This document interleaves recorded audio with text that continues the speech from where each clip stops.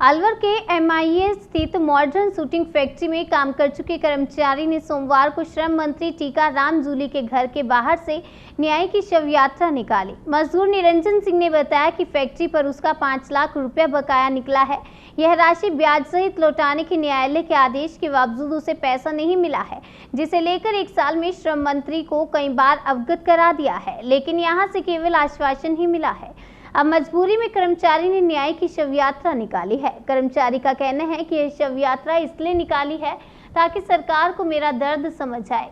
निरंजन सिंह ने कहा और सरकार को चेताया कि उसे न्याय नहीं मिला तो परिवार सड़क पर आएगा, आत्महत्या को मजबूर हो सकते हैं। निरंजन सिंह ने कहा कि अब भी सरकार ने मेरी नहीं सुनी और मुझे न्यायालय के आदेश अनुसार मेरा पैसा नहीं दिलाया गया तो परिवार को रोड पर ही आना पड़ेगा।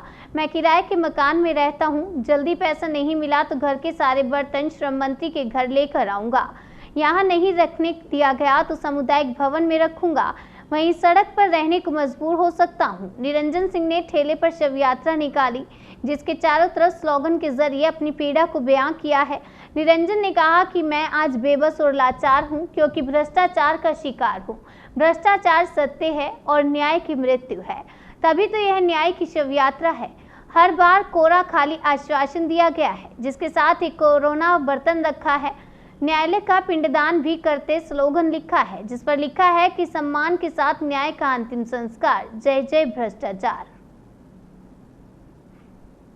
मैं निरंजन सिंह जो है मॉडर्न शूटिंग में कर्मचारी था, लेकिन मॉडर्न शूटिंग ने मुझे निकाल दिया, जिसके विरुद्ध मैंने न्यायालय में अपील की और न्यायालय से मेरे हक में 5 लाख रुपए प्लस 9% ब्याज का आदेश पारित हुए, जिसकी पालना के लिए मैंने श्रम विभाग जयपुर में निवेदन किया। तो श्रम विभाग जयपुर वालों ने मॉडर्न शूटिंग के साथ एक सत्यतेज मर्केंटाइल्स प्राइवेट लिमिटेड कंपनी को भी नोटिस जारी किया था, क्योंकि मॉडर्न शूटिंग बिक चुकी थी।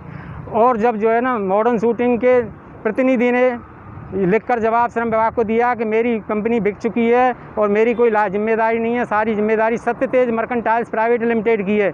और सत्यतेज मर्केंटाइल्स प्राइवेट लिमिटेड ने यह जवाब दिया कि प्रार्थी ने जो सेवाएं मॉडर्न शूटिंग दी थी, उसका अवार्ड का 5 लाख रुपए का मुआवजा प्रार्थी को दिया जा चुका है और प्रार्थी ले चुका है।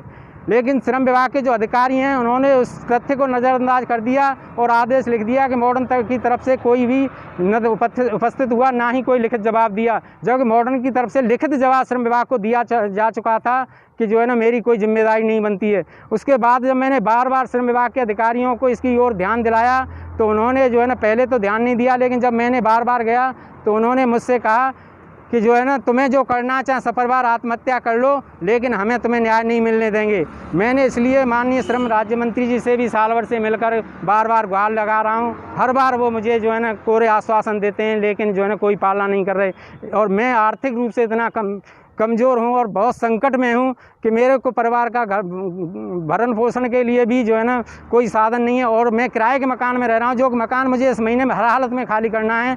तो मैं माननीय श्रम राज्य मंत्री से अभी 3 हफ्ते में 3 बार मिला, लेकिन वो सिर्फ आश्वासन दे रहे थे, लेकिन कार्य नहीं हुआ। इसलिए मजबूर होकर के मुझे इस न्याय की शव यात्रा निकालनी पड़ रही है और इसका अंतिम संस्कार करना पड़ रहा है, क्योंकि मुझे अब उम्मीद नहीं रही है कि राज्य सरकार मुझे न्याय दे पाएगी या न्याय की पालना कर पाएगी।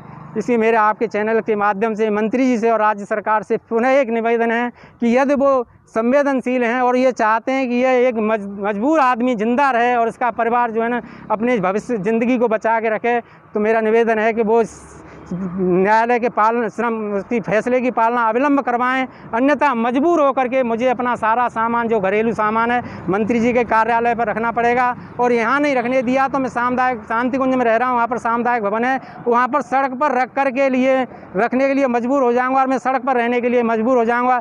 यदि राज्य सरकार की किसी भी तरीके की कोई भी बात होती है तो इसके लिए मेरी जिम्मेदारी नहीं, बल्कि वो राज्य सरकार जिम्मेदार होगी, जिसने मेरा दर्द नहीं समझा है और बार बार आग्रह के बावजूद भी मुझे न्याय नहीं दिया है। धन्यवाद।